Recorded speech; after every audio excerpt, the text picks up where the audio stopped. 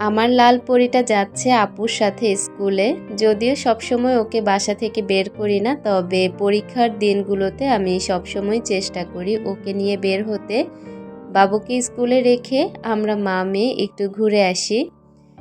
বিসমিল্লাহির রহমানির রহিম। Hello everyone, আসসালামু আলাইকুম। সবাই কেমন আছেন? আশা করছি আল্লাহর রহমতে সবাই খুব ভালো আছেন। আমরাও আলহামদুলিল্লাহ বেশ ভালো আছি।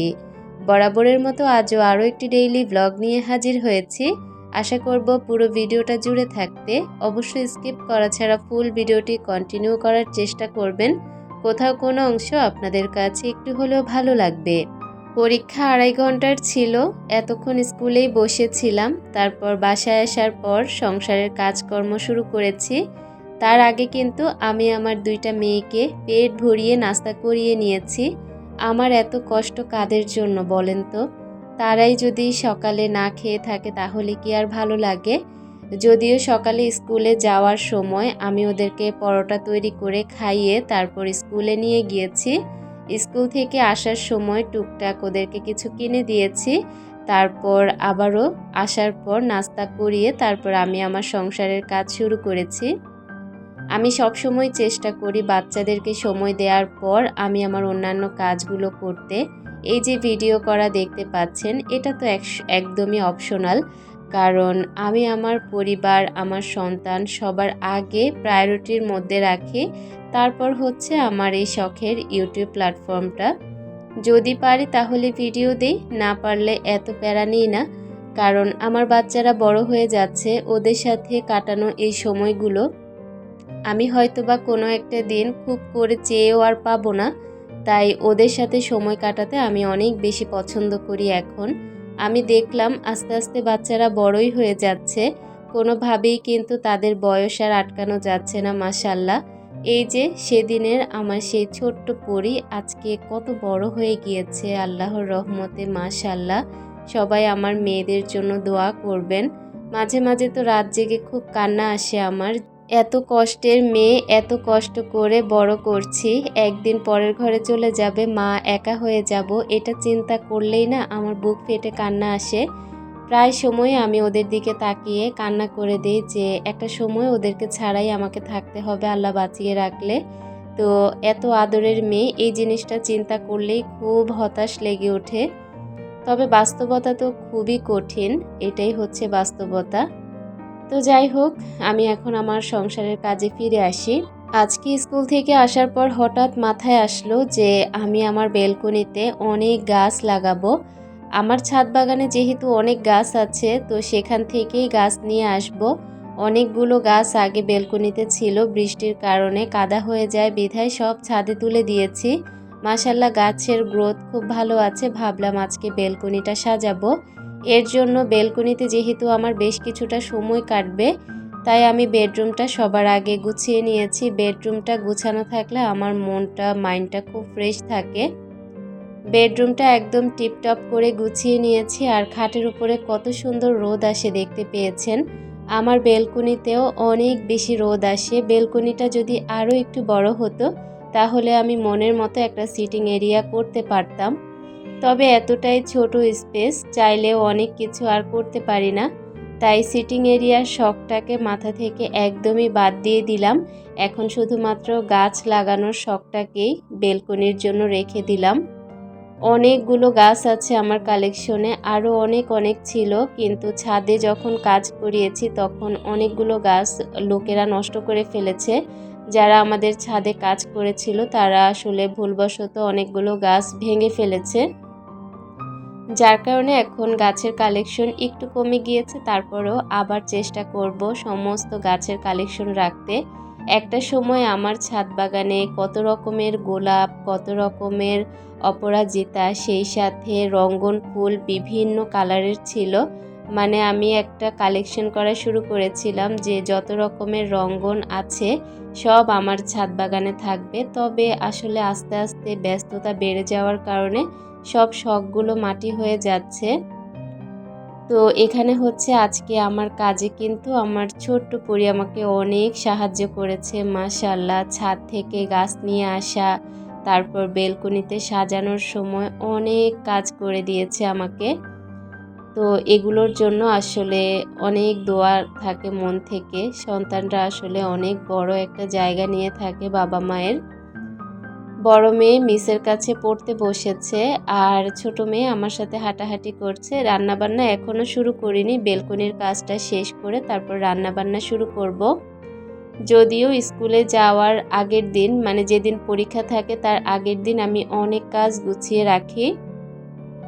সকালে নাস্তা তৈরি করার পাশাপাশি কিন্তু আমি আরও অনেক কাজ গুছিয়ে ফেলি। যেমন 6:30টায় আমি ঘুম থেকে উঠি, অথবা 5:30টায় ঘুম থেকে উঠি। তারপরেই কিন্তু আমি শুরু করি আমার কাজকর্ম। মোটামুটি সব কিছু শেষ করে তারপর আমি বাহিরে যাই।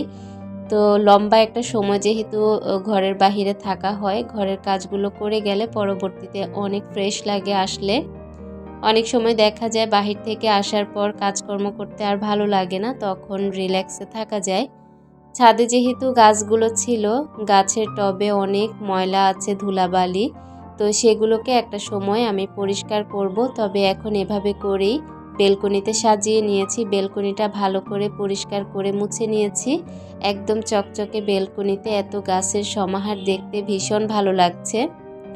অফ ক্যামেরাতে মাছটাকে ভালো করে ভেজে তারপর মশলা দিয়ে পেঁয়াজটাকে কষিয়ে মাছটা দিয়ে পানি দিয়ে অনেকক্ষণ জাল করে নিয়েছি ঝোলের পানি দিয়ে। তারপরে তো মাছটা ভুনা হয়ে গিয়েছে। এই মাছটা কিন্তু আমি স্কুল থেকে আসার পরই কেটেছি। আপনাদের সাথে তো খুবই ছোট্ট সময়ের একটা ভিডিও শেয়ার করি, তবে এর পিছনেও কিন্তু আমাদেরকে সংসারের অনেক অনেক কাজ করতে হয়। ভিডিওর সামনে তো আর সব কিছু তুলে ধরা যায় না, তবে ভিডিওর বাহিরেও কিন্তু অনেক অনেক কাজ থাকে। বাসায় এসে দেখি আমার শ্বশুর এই মাছটা এনে রেখেছে। তো আমি হচ্ছে স্কুল থেকে এসে বেশ কিছুটা সময় আমি অন্যান্য কাজ করেছি সংসারের, তারপরে এই মাছটা কেটে তারপর রান্না করে নিয়েছি। একদম তেল অল্প করে দিয়ে রান্না করেছি যেন আমি খেতে পারি। এখন আমি রান্নাতে তেলের পরিমাণ বলতে বলা যায় একদমই দেই না, কারণ আমি যেহেতু ডায়েটে আছি আমি তেলের পরিমাণটা খুবই কম খাই, সবজি বেশি খাই, যার কারণে আমার কথা চিন্তা করে তেলের পরিমাণ কম দিচ্ছি। এখন দেখা যাচ্ছে সবাই খুব পছন্দ করছে যে তেল ছাড়া তরকারি আসলেই ভালো লাগে। লাউতে দেখতে পাচ্ছেন একটুও তেল নেই, সরি, চিংড়ি মাছ যে ভুনা করে নিচ্ছি একদমই তেল ছিল না। পরে অল্প সামান্য পরিমাণে তেল দিয়ে আমি হচ্ছে লাউ রান্না করব চিংড়ি মাছ দিয়ে। তারপর মাছ ভুনা করেছি একদম তেল ছাড়া, যতটুকু মাছ ভাজতে দিয়েছি তেল ততটুকুই। তারপরে আর রান্না করার সময় মাছের তেল দিয়েই কিন্তু রান্না করে নিয়েছি, বাড়তি কোনো তেল ব্যবহার করিনি। এভাবে করেই কিন্তু আমি আমার খাবারের রুটিনগুলো মেনটেন করে থাকি। এখন আমি লাউটা বসিয়ে কিছুক্ষণ পর আপনাদের সাথে একটা সুন্দর জিনিস শেয়ার করব। লাউটাকে চিংড়ি মাছের সাথে মশলার সাথে ভালো করে কষিয়ে কিছুক্ষণ দমে রেখে দিয়েছি। একটু সফট হয়ে যাওয়ার পর আমি এখানে বেশি করে ঝোলের পানি দিয়ে দিয়েছি। এই পানিতেই কিন্তু লাউটা সেদ্ধ হয়ে যাবে।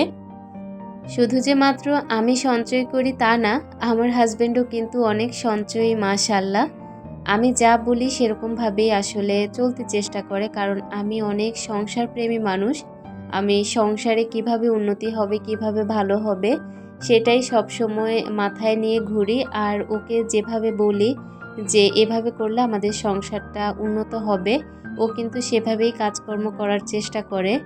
একটা একটা বাজারও কিন্তু আমাকে বলা ছাড়া আনে না, কারণ আমি জানি আমার সংসারে কি লাগবে কি লাগবে না।